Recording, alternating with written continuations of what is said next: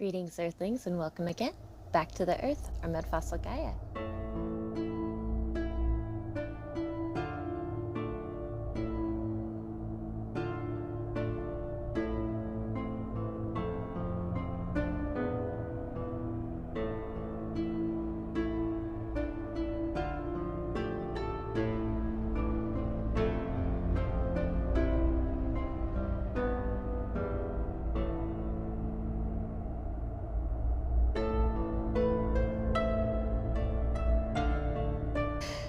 So this book here, Sea Monsters on Medieval and Renaissance Maps, as I was going through this, learning why each monster is placed where it is, I came across the Leviathan in Africa.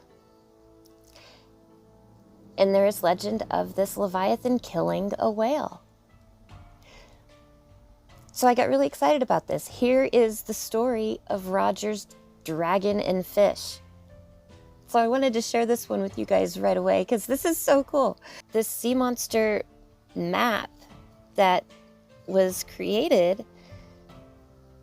Let me just read to you the introduction here, okay? The Sea Monsters of Waldsee Muller's map of 1507 and Schoner's globe of 1515.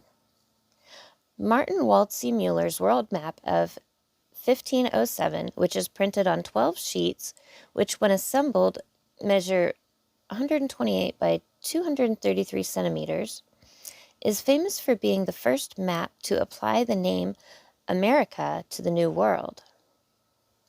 The only surviving copy of the map is now owned by the Library of Congress. The map does not include depictions of sea monsters, but it does have 6 legends about sea monsters in the Indian Ocean, from the eastern coast of Africa to the southern coast of East Asia. As I have shown in earlier study, most of these legends derive from a lost map very similar to the map by Henricus Martellus, which is now at Yale University. And the legends on the Martellus map at Yale evidently derive from the Hortus Sanitatis. And that is where I found the story. So, Henricus Martellus, and through him, Waldsee Muller, was yet another cartographer who made use of a recently published scientific text as a source for information about sea monsters. In the case of Waldsee Muller's sea monster legends, we have interesting confirmation that they come from the Hortus Sanitatis in the fact that Johann Schoner, in his terrestrial globe of 1515, which shows clear influence from Waldsee Muller's 1507 map, places images of sea monsters where Waldsee Muller places his legends. And Schoner's images clearly derive directly or indirectly from the Hortus Sanitatis. Pretty cool, right? So these creatures are on the map because of the stories, and back then, you guys, cartographers would not put something like that on a map unless it was something that was important and true, that needed to be known. Okay, that's their job. They're not going to put their name on something that they don't fully believe needs to be put there, right? So right here on page 72, figure 52 here, the Leviathan off the eastern coast of Africa on Johann Schoner's globe of 1515, okay, and figure 53 here is the Leviathan in the Hortus Sanitatis, chapter 50, published in 1491, which I am still trying to find a copy of. Hopefully, before I finish this video, I will have found it, and I will read that for you guys, okay? But what it does say here, on Waldsee Muller's map off the eastern tip of Africa, there is a cartouche with the legend Here is seen the Leviathan or sea dragon, which frequently fights against the whale. The idea that the Leviathan fights against the whale appears in a few medieval sources, including Vincent of Beovasi's Speculum Naturale. But other sea monsters from Waldseemüller's map confirm that the most likely source of this legend is the Hortus Sanitatis. Johann Schoner places an illustration of a Leviathan almost exactly where Waldseemüller placed his legend.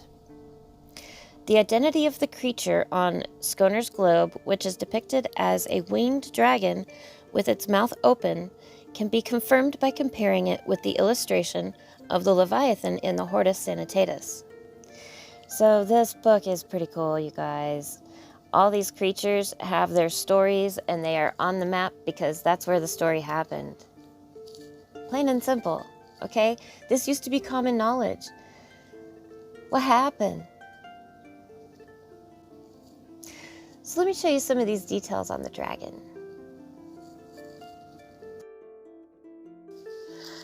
So if you're not familiar with Roger Spurr's Dragon and Fish, he shows it in a lot of his videos, so I'm not going to link any one specific, but I will leave a link for Mudfossil University.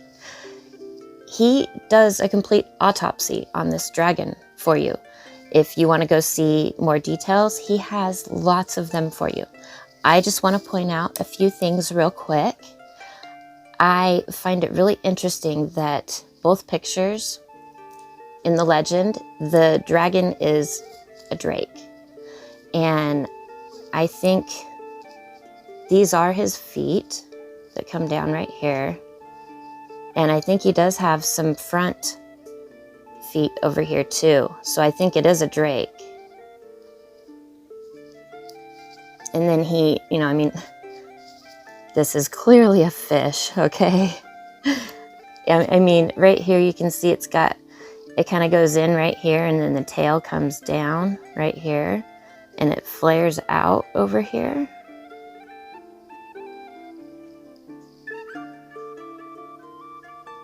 It's even got the striations that a fin would have. And all the way up and down his body are these really cool iridescent like scales, and they all go the right direction that the scales should go. All the way up and down. Really pretty.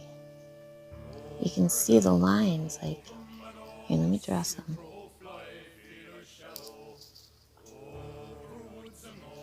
There's some of the good ones here, here, here. You kind of go all the way up and down them. And I'm not sure if this is the eye. It kind of looks like the right position for it to be. And usually in these creatures, you'll find mining happening in the eyeball. And lo and behold, there's a very huge mine right here. So whatever this is, it's a really big resource for them. And down here, where we have these perpendicular lines that go right here, I'm not sure about, the Eye of the Sahara down here in Mauritania. I don't know about that being Atlantis. I have another theory. I think that's more like a fulgurite from a plasmic discharge, because there's another one right next to it, right here too. And so I have another theory on that. So I'll be doing a video on plasma dragons. But what I wanted to talk about is this part that comes down right here. A whale, when it washes up on the beach, I'll put some pictures up, that's what the mouth looks like. When it washes up and dies, its mouth kind of hangs open, and it's right there in the right place that it should be. I find that pretty strange. And then, of course, right where there's what looks like fire coming out of the dragon's mouth onto what looks like a fin on a fish, right there, it is destroying that part of the flesh of the creature.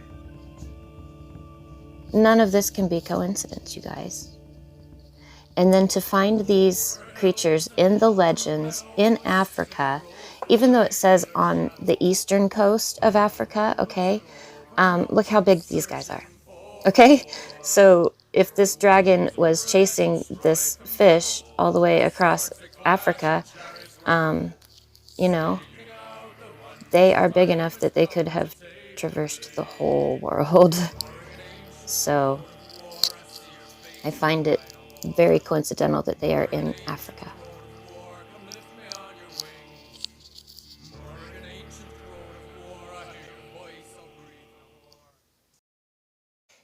So you might start to see some of my videos, like this one, disappear. If you do, rest assured it's a good thing. If I find any of my findings to be incorrect or I find new information, I'm going to correct myself.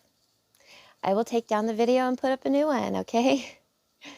So, Roger's dragon, I don't think that's a rider on his head. I think that's his eye. Now, I've been looking at these maps that show the different types of rock material that the ground is made of. And it really helps to determine where some of these creatures start and stop. And this land mass that I thought could have been like a rider, it's a different type of rock material. I'm not exactly sure why. I think it is just part of his eyebrow, though. So, yeah, if I find myself to be wrong, I will let you know. Okay. My Native American Yetzo dragon video, I haven't taken that one down yet because I will elaborate when I do my Navajo telling and Apache telling of the monster slayers. Okay. Because from tribe to tribe, the stories vary so much that I still can't say for sure that is not him.